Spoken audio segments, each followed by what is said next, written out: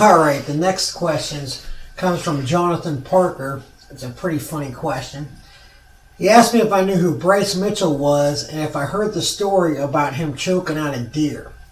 And he wants to know if I believe the story and if I ever known about Brazilian Jiu-Jitsu being used against wildlife. I've never heard of Bryce Mitchell before, so I had to look this thing up. I just watched it just now. And just hearing about it, I didn't believe it. And after listening to Bryce tell the story, I'm gonna believe it's true. It is kind of a little hard to believe because he said he was standing over the deer while he was texting his coach. And I just find that so hard to believe that this thing wouldn't just get up.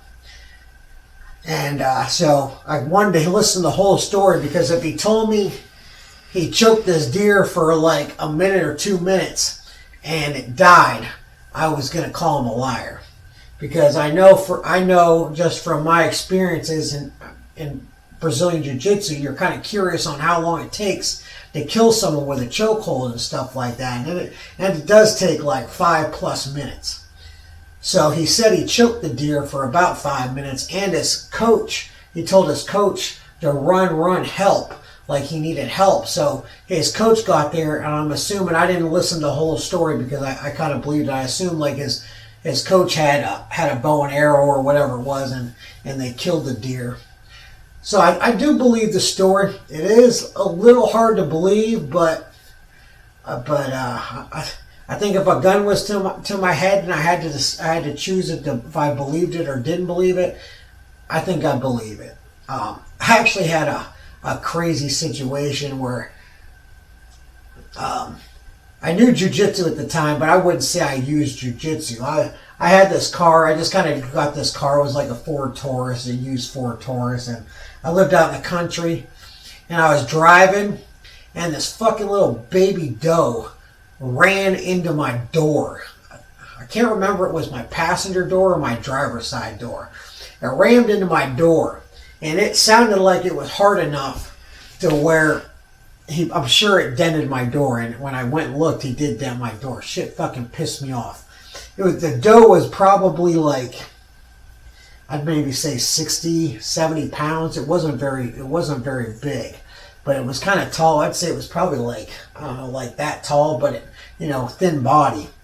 And I was pissed off, and I was like, this motherfucker just hit my car. So I stopped my car, because it kind of was like all drunk and it was stumbling, but it was getting its bearings back together. And I got out of my car and I ran up to it and I put it in a headlock, and I just started punching it in the head. It just made me mad that it hit my car. I just wanted to fucking fuck it up for a minute. So I put this thing in this headlock, and I like dragged it to the ground, and I was hitting it. But the back legs, as I was laying on its side, and I'm trying to punch it, and the back legs start freaking kicking me in the back, man, and it was like scratching, like it was like fucking me up, man.